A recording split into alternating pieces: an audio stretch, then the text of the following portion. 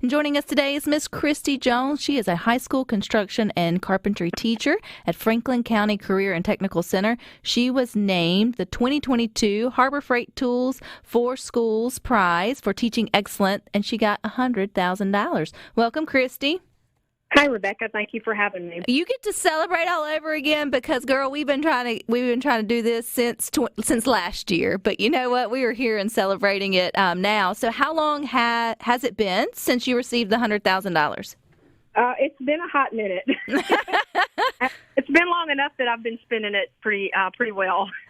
Well, I think it's cool. First off, I think it's neat that you've even got a construction and a carpentry class there at school. So give us a little background about your department there. Sure. Well, first of all, I'm a career teacher. I'm not one that has come from the construction industry. So I started backwards from many of my coworkers that teach in the career tech. I'm a career special education teacher, and then I went into science. But I've always had a side business called the Carpenter's Daughter, so that qualified me. I've always had my hands into woodworking, more on the artistry side of woodworking. And then I had that typical teacher burnout after teaching for, I think, 100 years. So I needed a change, and I knew that the job was going to come open. So I came down to the career tech, and I talked to the principal down here, and I just asked them to remember me if that job came open. And then it broke my heart. They closed the program down. So, my dreams were shattered, and I thought it would never happen. But a few years later, they actually remembered me, and they wanted to have just a non-traditional teacher open the program back up, and that was me. So I opened it back up, and I'm now in my third year of teaching carpentry and construction to 9th through 12th graders here at Franklin County in our career tech. And how did the students respond to it? I mean, it would have to be something, obviously it's a break from math. Well, no, it's not a break from math in carpentry for sure, or science, but it's a break from the sitting in the classroom, sort of absorbing information. This is you can't learn other than hands-on, right? Well, actually, my students have me for 2 hours a day. The really cool thing is that most of them had me as a science teacher. So this will be my last year of students who already knew me. So the next crew that comes in will be, fresh blood here. They won't have had me before. So it's been fun having some of my old students see me in a whole new light. We blew stuff up together in science, and, they'll come in talking about all these old experiments we did. So they remember me as that academic teacher. But when they leave my carpentry and construction class, they actually leave with national certification. They receive the same certification that they would get at a junior college. So we do hit the books pretty hard. We have to take written tests. It's a competency-based program. So there are written tests, and then there are performance task tests. So we spend the first hour in the classroom. We spend the second hour then applying that book knowledge into the shop. So, out of your 3 years, Kristie, have you had a graduate or a student to take that certification and go on and maybe start a career in construction or carpentry? I have my first set of seniors was last year. So I have a couple that are dabbling in some construction and carpentry.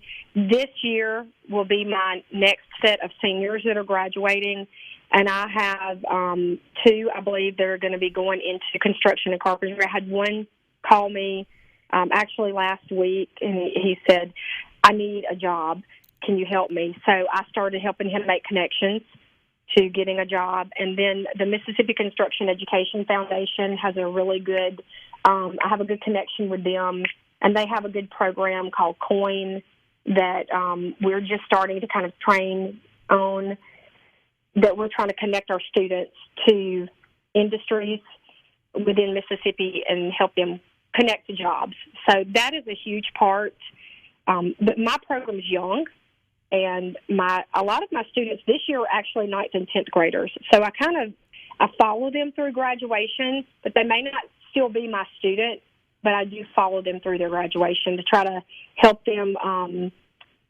We have a student organization called Skills USA, which I'm very active in that, and I help them maintain their membership through graduation so that they can get scholarships and have opportunities. I think it's cool that they get exposure to opportunities outside of graduation that they may, connect with or not really think about. You think about construction or carpentry just being, the grunt work or the hard work, and it can be, and that's often how many get started. But you move on up the ladder. I mean, you can, really become a foreman or, a general manager of some sorts, or, start your own business. There's great opportunity there. Yes. Yeah. Mm-hmm. And you got a great opportunity with your $100,000 from Harbor Freight. So how did that come about? How did you get in the line for it or in the running for it? And then how did you find out you got it? It's a lot of hard work. It's an application process. So it's not just something you win. You really you work hard. There are a lot of essays. It's kind of like taking some classes, and then you respond to these courses that you take through writing. There's a video process. So it takes several months of going through this process. This was my second time applying. I entered in 2021 and won $1,000. I finished in the top 20 in 2021. And that was my second year of teaching carpentry and construction.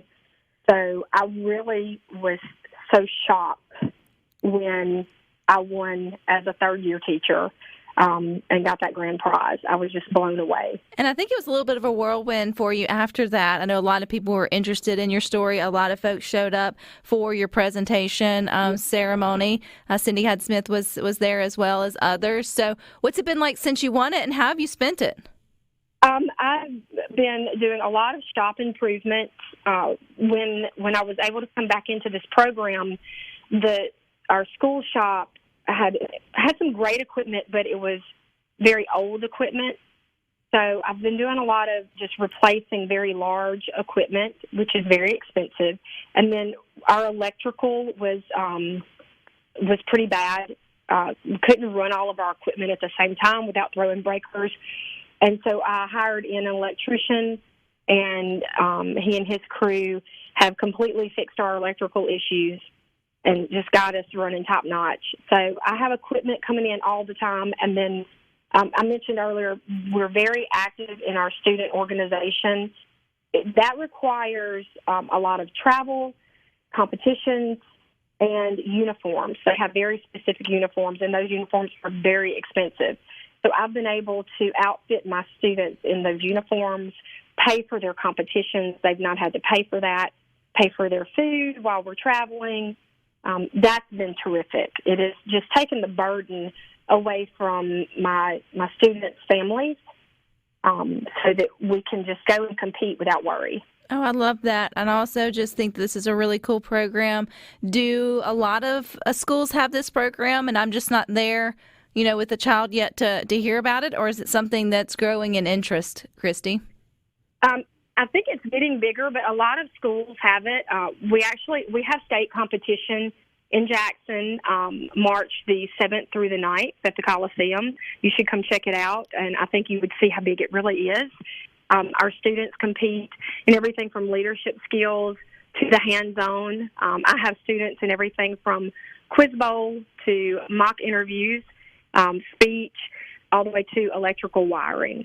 And my son is in welding program here. They have welding and welding fabrication. So, it's a whole deal. It's a whole big deal. Well, good luck, but also good luck to the other students, too. But, yeah, I think it's cool. I think it's just neat to see what all the programs there are that are out there and the difference that they can make just by having the opportunity to, get a taste of different types of jobs or different types of careers. And I just think it'd be cool to learn carpentry. I was like, where was that when I was in school? That'd have been. Do they get to build a birdhouse? Like, do they leave with anything at the end of the program? We are building things a little bit bigger than that right now. I do competitions within my class, too. My first-year students just finished building picnic tables, and my second-year students are competing against each other, building. We do live in Mississippi, so they're building deer houses, like shooting houses. Yeah, super cool. Pretty large scale houses right now. Well, Chris, and then we'll auction those off when we're done, and put the money back into the program. Well, it just comes full circle. I appreciate it. I'm glad we finally got to catch up, Kristie. You're welcome anytime. Congratulations again, and good luck when y'all come to the capital city. Thank you so much. All righty, you guys stick with us. We got more for you coming up next.